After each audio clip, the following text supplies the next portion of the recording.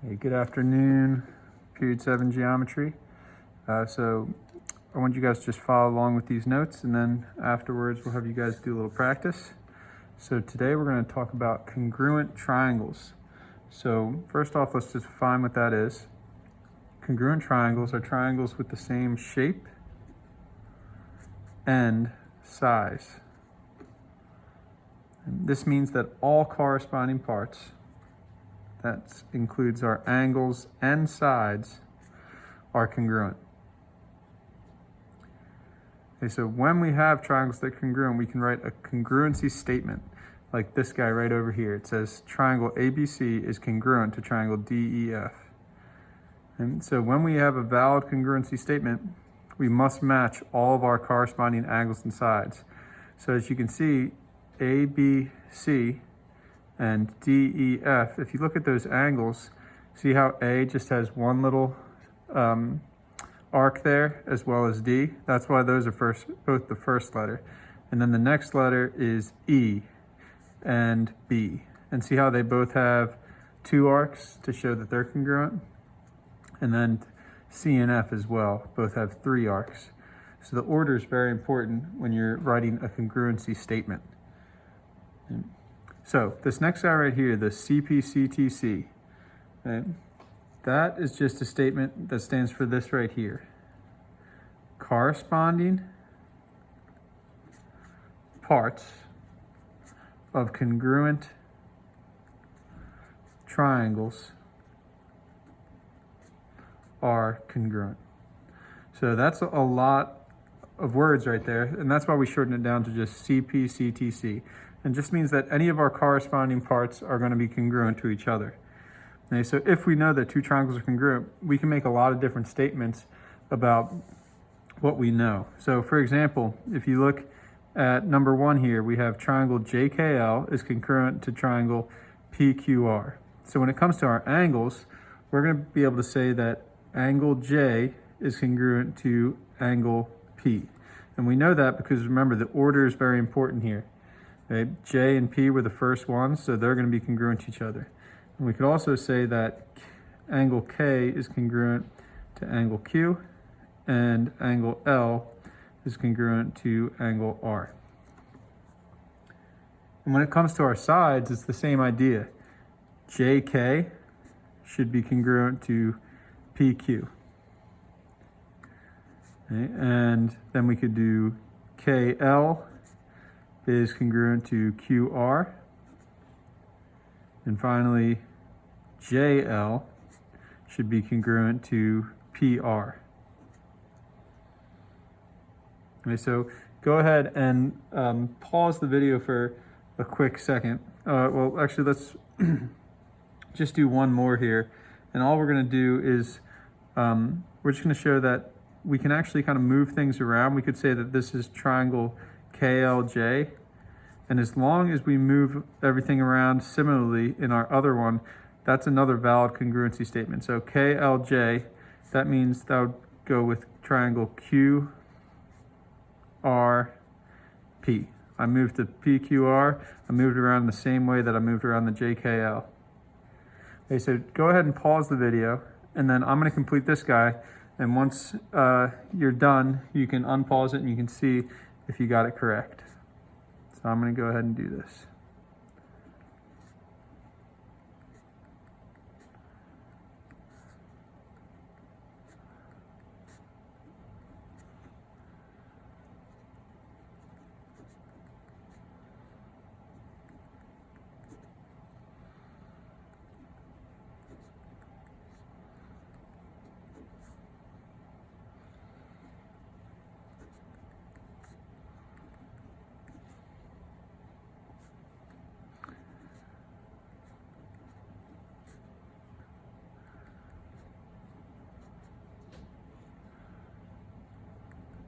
Okay, in that last statement, there are a few other options about what exactly you could do. But remember, the key is making sure that all the corresponding parts go together. Okay, so if you look at number 3, we're pretty much doing the same exact thing, but now we're just finishing statements rather than doing the entire statement. So here we have given that triangle KPM is congruent to triangle AYC. Complete each of the following statements. So KM must be congruent to AC if we just take a look at the order. And CY must be congruent to MP. Okay? And then we have PK must be congruent to YA. And then we can do the same with our angles. Angle Y, that's the middle angle in that second triangle, must be congruent to angle P. And then angle K must be congruent to angle A.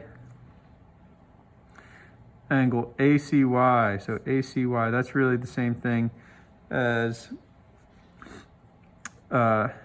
angle C here. So angle ACY is going to be the same as angle KMP. So I just did the same order, but just with those other letters.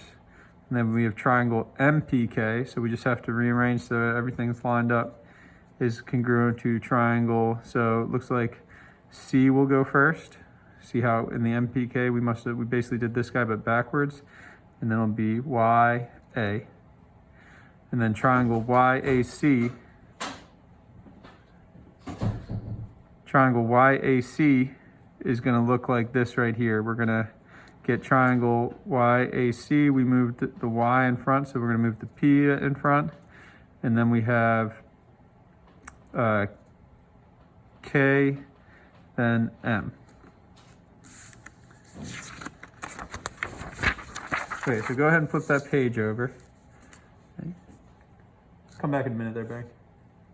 Okay, great. And you'll see a few other ones. And now you'll notice that we actually have some numbers in here. Okay, so these numbers we can translate from one triangle to another because we know these guys are congruent. Just be careful about where you're translating them. Make sure you're doing it correctly. Okay, so here we have triangle STW is congruent to triangle BFN. Okay, so I know that ST is congruent to BF.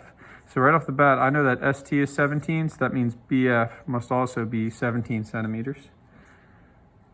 And another thing I do is we know WS is 9. So if we look at WS, that means that NB must also be 9.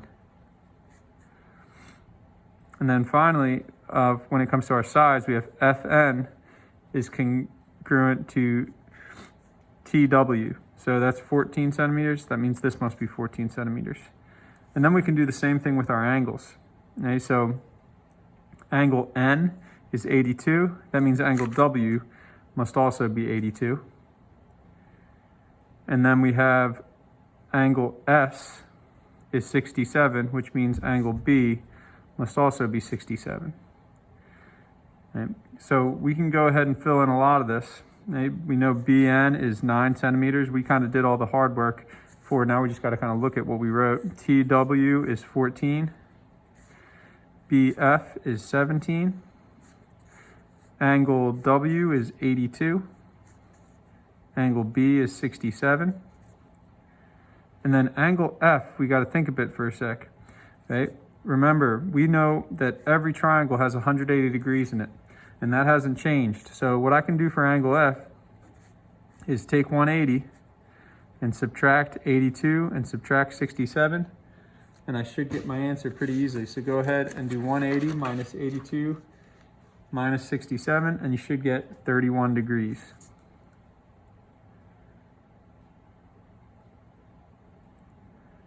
Okay, so go ahead and try number 5, and notice that you have a little bit of an isosceles triangle here too, which doesn't really change that much, but it should help you find some missing sides. So pause, and then when you're ready, you can unpause and you can see the answers that I put up here. Okay, so I know this is 27 because those guys are congruent. And I know HG is congruent to YX, so that's going to be 27. And I also know that HJ is congruent to YZ, so that's 27. And then ZX right here is congruent to JG, so that's going to be 18. And then I also know that angle Y is congruent to angle H, so that'll be 38 degrees. And then here we have to be clever. We actually have to think about our isosceles triangle theorem.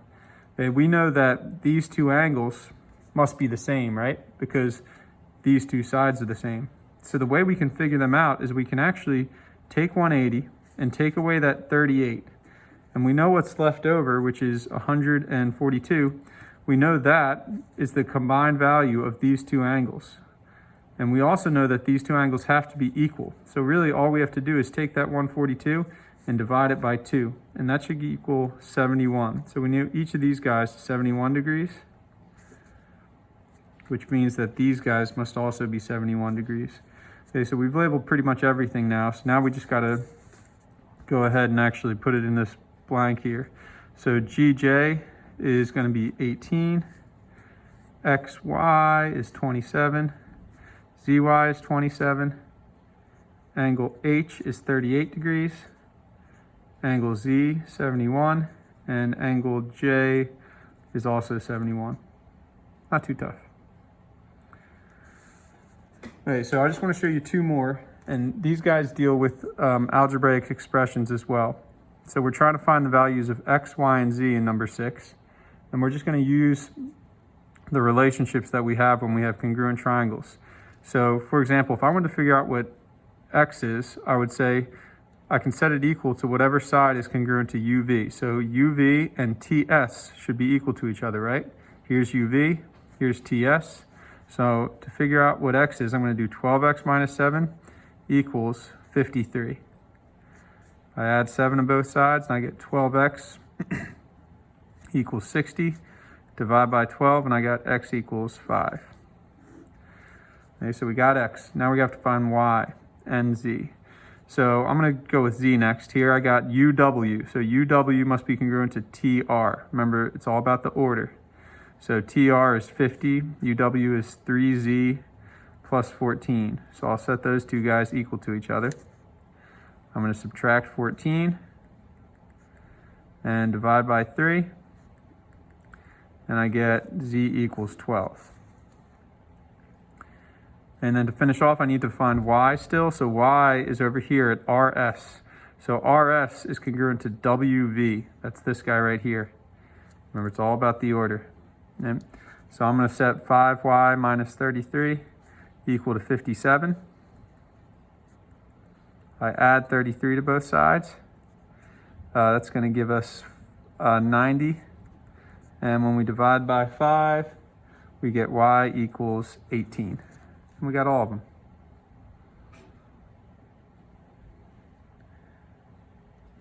Okay, so lastly, let's take a look at number 8. Okay. If you take a look at number 8, we have no diagram written out for us or drawn out for us. Instead, we just have all this information listed. But that's not too difficult because remember, it's all about the order. So for example, if I know that DE is equal to 18, DE is going to match up with JK. Okay, so I can say that DE is equal to JK, which is down here. So that there, right there, will give me an equation in which I can solve for my Y value. So that's going to be 39 equals 3Y, and I get 13 equals Y. Okay. And then to find X, I have DF equals 9x minus 23. Let's see if that matches up with anything. 9x minus 23, so DF should match up with JL. So that means 9x minus 23 equals 7x minus 11. And I would just go ahead and solve this and get my answer. Okay, so you guys should now have the skills to complete the homework. So please go to the classwork tab and check out that homework and get it done for me. It's just the odds on this guy right here.